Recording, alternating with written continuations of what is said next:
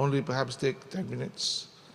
I want to resonate what the previous speaker said and Dr. Faisal. First of all, Dr. Faisal's mentioned about neutrality. Can we be neutral? Are we objective? I'm not. And we cannot be neutral, we cannot be objective, we cannot be impartial against evil. No civilization, no individual can be impartial against anything that's anti-civilization, that's anti-human being. The West, in its canons, in the production of knowledge, in the social sciences, for example, in the sciences, pretend to be neutral. Neutrality, reasoning and rationality are some of their fundamental features in the production of knowledge. And this is where I think the West has faulted. The West has no right, no moral right, no intellectual right to talk about neutrality, to talk about rationality, to talk about reason, to talk about the impartiality of the media. You know? And you go to media schools anywhere in the world, especially in America, they will say that journalists have to be objective. They will say that the media will have to be objective. I said, they have not abided by what they say. They have breached their conventions. And this is what's happening now. We cannot. What we see is that the media, in the name of objectivity, has supported genocide, has agreed to genocide, has closed one eye to the genocide, has closed one eye, has denied intellectually, morally, culturally, the destruction of humanity and civilization. So again, if we talk about that, we cannot be neutral. And subsequently, we're talking about colonialism. We cannot be neutral on colonialism, because colonialism has done three things, associated with what you said. One is epistemicide. Epistemicide means the destruction of knowledge, the killing of knowledge, the erasing of knowledge and knowledge production institutions. Second is ethnocide, the killing and erasing, marginalization, the suppression of culture and identities. And together with ethnocide is memoricide, the killing of memory. Finally, it's genocide. So when we talk about genocide, it would have to do with colonialism. Anywhere in the world when we find colonialism, modern colonialism over the last 500 years, you'll find genocide. And colonialism is happening right now. It's not a 500-year phenomenon, it's not the last 200 years, but it's now, and the epitome of colonialism is in Palestine. So you see all these things put together. And what's happening? The press cover, the media covers that. And when I talk about the media, I would mean television, traditional media, radio, television, and newspapers. And they will trickle to the social media. I'm not emphasizing on the social media. I'm emphasizing on the global media that purports to be a neutral observer of events, a detached observer of events, the impartiality, the separation between facts and values. But what's happening in Gaza is the merging of facts and values. Facts or values have become, negative values have become factualized. We are being normalized by what we see. I cannot watch TV anymore now. It's impossible. It's impossible to watch BBC, CNN. And what are we watching? We're watching the press, by not being actively against genocide, covering genocide. The fact that they cover objectively and neutrally is supporting genocide. So the principles of the Western press, they cannot be neutral anymore. They cannot speak to us that, okay, they support democracy. No, you cannot support all those values. So what I'm trying to say is that it's just unspeakable and impossible. And what we see now is genocide happening every day in front of our eyes. Exactly, in front of our eyes, directly. I want to quote Rumi. Rumi said that what we see changes who we are. 30 years back, or in Iraq, for example, or earlier on, you hear genocide, yeah, you hear what's reported on genocide, but you don't see it. Now you see it unfiltered, unedited, even by the media. And so, again, what we see is a media that is not ethical, a media that does not conform to human values, a media that kills people. So what do we do? What is to be done? I'm quoting Lenin in the context of the Bolshevik Revolution, 1917. Lenin said, "What is to be done?" You have the Convention on Human Rights, 48, and within that you have self-determination expression. What we will be discussing with Romel and a few others, Dato' Badli, perhaps my imagination is that one day a UN Charter of Human Life would replace the UN Charter of Human Rights. Because the Charter of Human Rights was set or developed against a background of Europe in calamity, Europe in catastrophe, 2 world wars that created, and the process of decolonization and self-determination. So again, within that charter, you have political rights and you have rights of the press.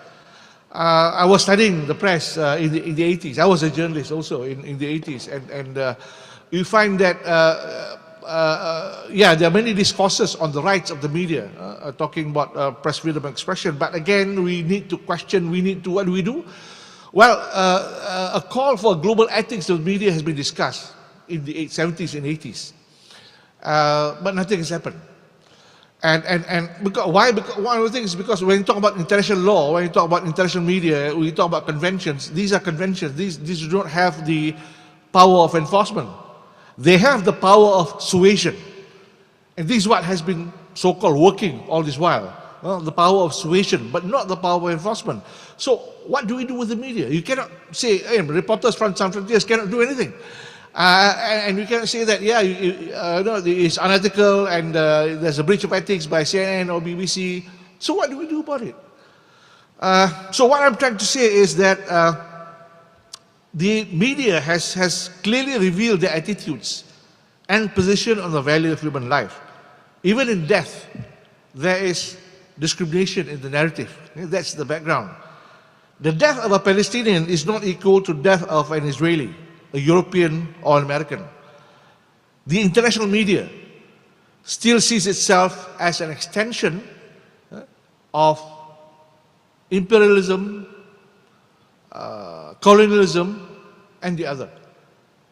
Until now, when you see not only in Gaza, but the reportage of the Taliban in Afghanistan,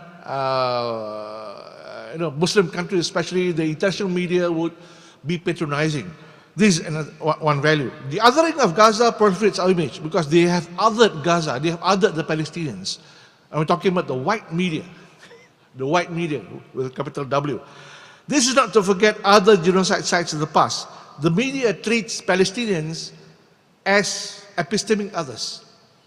Arabs and other non-whites are narrated as stateless people, people without culture, people without history, and it becomes ultimately a journalistic product that we consume every day in our living room or on our handphones.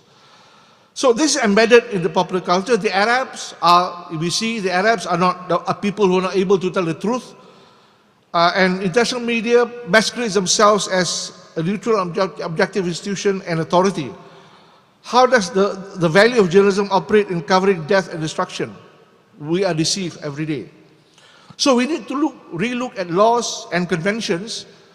There are a number of laws and conventions, well, just laws and conventions pertaining to the destruction of human life by itself and the intersection with media coverage, convention, and the profession. Those outside Europe cannot do much. The media in Muslim countries are next to useless. We're talking about the media in the West. How do we engage? How do we engage with it?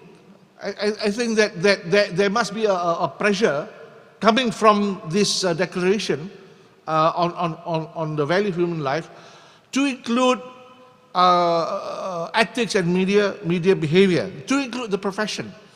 And this pressure has been around. I mean, this discussion has been around over the last 30 or 40 years, especially post-World War II and post-1970s and 80s, at the height of the existence of press councils and media regulation in the West.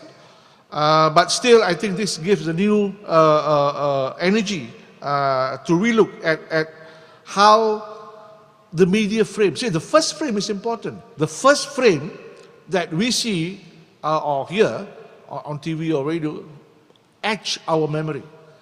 So the first frame of genocide, the first frame of the killing in Gaza would influence the world. And the first frame is important, how we capture the event. So here we have to look into the role of the media, which has been neglected in this sense. In institution of genocide, the media denies the victims to communicate. Of course, they can't. Yeah?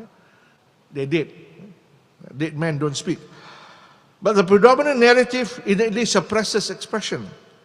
It has to be reiterated that the media is complicit to genocide, which is happening now.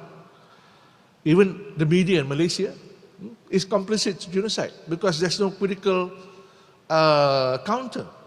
It's plain narrative in the name of objectivity. There is no discourse to focus on the role of the media in committing genocide. And we are part of it. The media in Malaysia and the media in Muslim countries are part of that particular, this particular thing. And erasing memory and history of peoples and the Palestinians. The right to narrate excludes the right of the Palestinians to represent themselves. It is true since 1978, when Edward Said published his book, Orientalism. And in that book, he made one statement, which is true, that since the Enlightenment, since the European Enlightenment, every European is a racist. In that way, if we look at CNN, BBC, if we look at their discourse, if we look at their denials of people being killed, they are. So there is a blockade. There's a media blockade to the value of human life. The global media and the cultural production system has terribly failed us.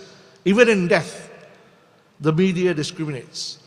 So I hope that our deliberation today and subsequently the consciousness of the media and should be taken into account. And as of now, as of Monday, perhaps 162 journalists are killed, journalists and media workers. So what does it mean? When journalists are killed, it means that the production of information is destroyed, the production of knowledge is destroyed. So the killing of knowledge and the killing of identity is destroyed. Al Jazeera is not allowed to operate, and the buildings are bombed. So this is a deliberate strategy to kill all sources, to erase and destroy all sources of knowledge and information production. Thank you.